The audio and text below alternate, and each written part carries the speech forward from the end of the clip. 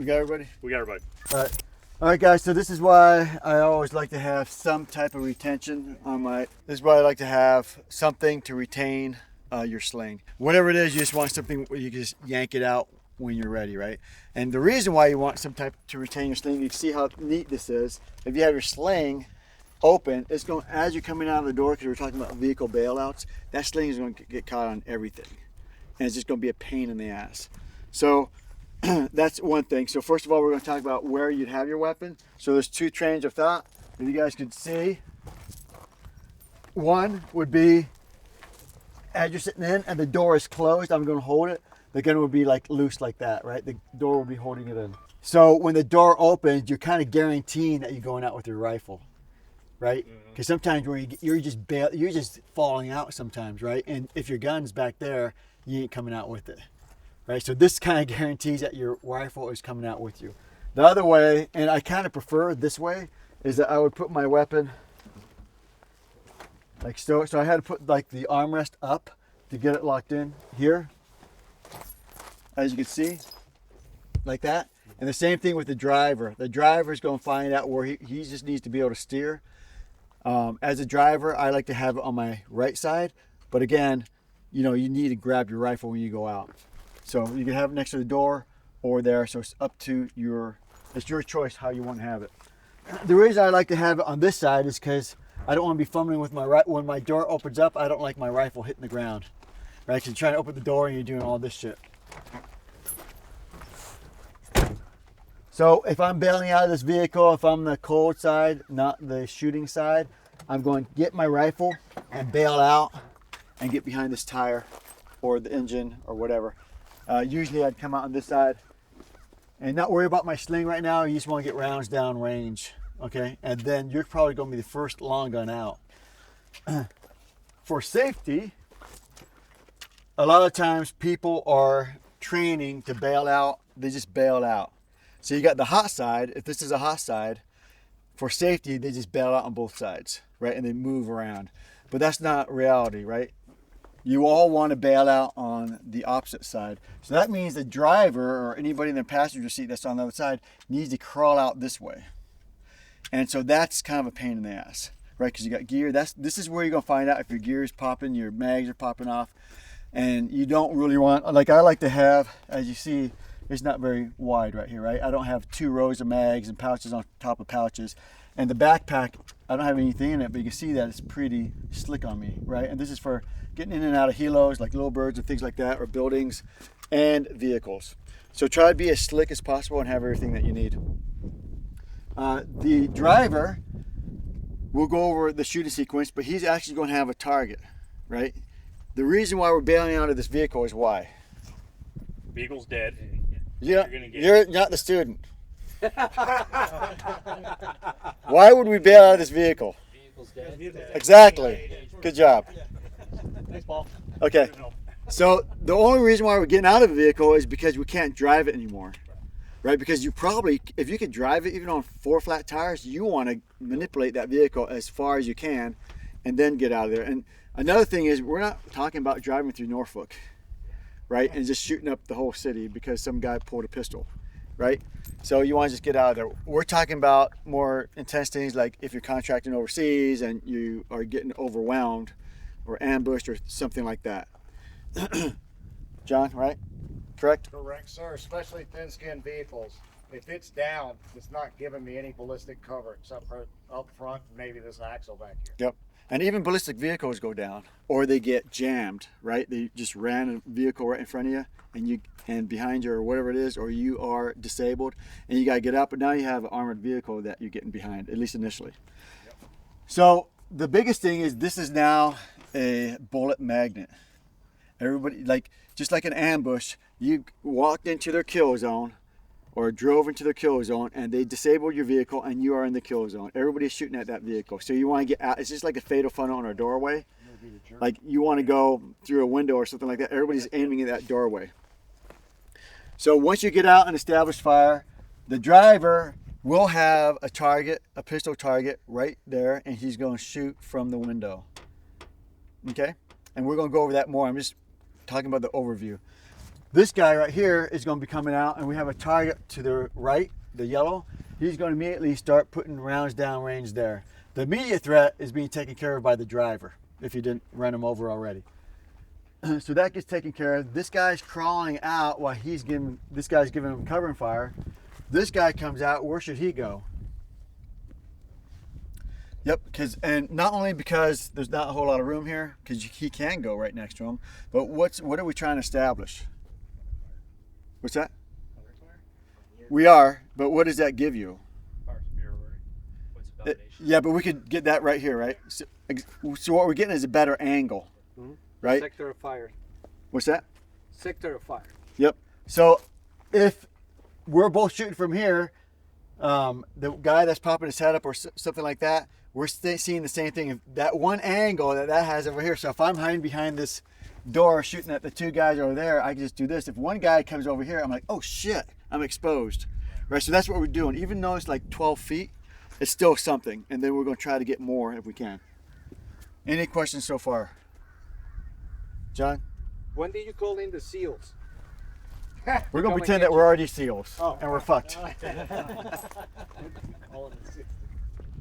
All right, Paul, anything at this point? 12 pounding. Yep, I just want to see at this point, you guys got anything? Ed? Okay. All right, once we get both people out of the vehicle and we got a rifle fire going, the guy where Paul is shooting at that yellow square over there. And this is where you both are now going to communicate. We're not going to say, hey, the guy on the right is going to maneuver first. So you can see these barricades.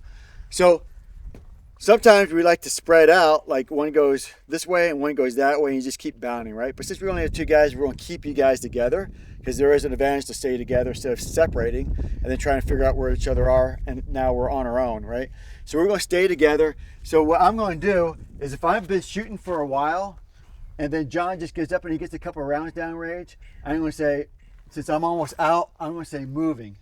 Move. And he says move, and then I'm going to get ready and I'm going to take off and I'm going to reload. Now, I'm not, because if I said moving and he says move and I start reloading, he's laying down rounds. And pretty soon he's going to go down, and then I'm going to get up and run, and he's going to be out of rounds. I'm reloading. So if he is about to, let's say he has like maybe he's already shot 20 rounds, you're like, shit, I'm going to have to do a reload pretty soon. And I say moving. Hold, reloading. Then I say, I don't move, right? And then I'm just doing whatever I got. And maybe I do a mag change here, and then I'm waiting for him to say, move. And then I go. After I start hearing his shots, right? So I move over here. First cover or concealment, and bang, bang, bang, and then John, just get used to making these calls, okay? Yep. Bang, bang, bang. Moving! Move. Bang, bang, bang, bang. Look where John's gonna go. He's not coming to me. Bang, bang, bang, bang, bang, bang, bang, bang, bang. Set! Bang, bang, bang. Moving. Bang, Moving. Bang, bang, move! Bang, bang, bang, bang. Bang, bang, bang. And then I go towards that berm. It's over for me, and when he's done shooting, it's done. Okay. Hey guys, what's up? We're here in Moyock, North Carolina, and behind me I have the students for our Overcome and Survive training course. A lot of people have asked me, hey Jay, where can I get some training? I wish I could learn a little more of just basic trauma medicine. I wish I could learn a little more of situational awareness or marksmanship. This course does it, guys. And we have the ability to take the average everyday American and ramp them up to a level of readiness, give them some confidence so that, God forbid, things went wrong, they'll be ready. You need to sign up. So what happens, John, get right there. Yep.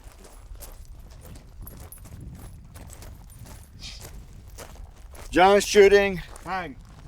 and I say moving, and I start running. All of a sudden, he's doing a reload right here. What should I do? Slide into home. I'm gonna get right where I'm gonna get cover right now. I'm gonna be like right here, because why would I run this long distance without any covering fire? Right? So if there's something else, I'm gonna get behind that. Right? So if I hear him not shooting, or if he's reloading, or if he's like, I'm out, if I just start running, I'm gonna go right back to that cover. Even though that's the whole thing you're trying to get away from. But you don't want to be moving this long distance. And how long does it take to get a bead on somebody usually? Hey, John has a good question. Well, I was just gonna ask, I mean, should you come straight back from the cover and then over? You can't. That's like a dead space, right? Yeah. You can do that, but for this evolution, you could run like this, Yes. right? So you could use dead space. But for this thing, we're just trying to get off quickly. Just go ahead and just do an arc around your guy and get to that cover. Because if you could use dead space, you just go straight back. If there was dead space, if this vehicle was dead space, if the fire is coming right from there. But what I was going to say is, how many seconds does it take usually to get a bead on somebody? It's like 3 seconds. Like I'm up, See me up there. they see me, and I'm down. Have that Right. in your head. You're good. So if you're running and there's no shooting, I'm up, they see me, I better get down. Because somebody's like, oh fuck, you just ducked. So think about that. If there's no shooting, you want about 3 seconds and you're out of there. You're hitting the deck. All right. All right, so this is gonna be a 2-person evolution. We're gonna have a driver and a passenger. For the driver, it's probably better to have his weapon next to the door. Yep. Okay, just laying there, and you're gonna grab your pistol and you're gonna take your shots. Once you get 2 or 3 shots on that target, you're gonna holster up, right? Figure out the trigger, holster, nice and calm. This is not the rushing time right through here. This is where you make mistakes and gear's gonna be popping off. So you start to make your move from the driver's side, and you grab your weapon and you're going to drag it this way. And you're going to try to get through. You don't have to like get in a low crawl coming out. You're just going to scoot your way out, and you're going to get to this position. And you're going to be like this, and then you're going to move like that. There's like sometimes a 3 to 4 inch There it distance. And if you're aiming at the target, look where my barrel is. Right? But my sight's right on the target. Yep. So I'd rather you guys be like this and shoot from there. So just go ahead. If you are going to shoot over the hood, get on the hood. We're just trying to get the basics of getting out of a vehicle, giving some comfort, and getting away from the vehicle as quickly as possible. So hey guys, one thing. If you're shooting and you're getting ready to move, don't have your finger on the trigger and turn your head and go moving, right? Because somebody may do something and you're like, boom, right? So if you're going to take your head off the target, take your finger off on safe and call moving. And hopefully you get a move. You can say it twice. If you don't hear anything and he's shooting, get up and go. Because the longer you wait, the more chances he's going to run out of ammo. March stop!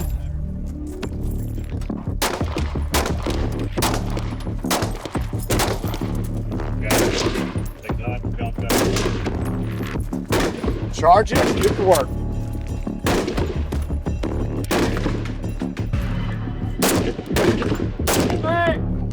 Move!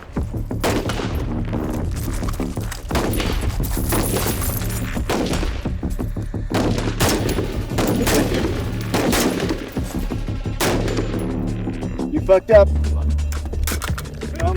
Come now. Hold! Good job.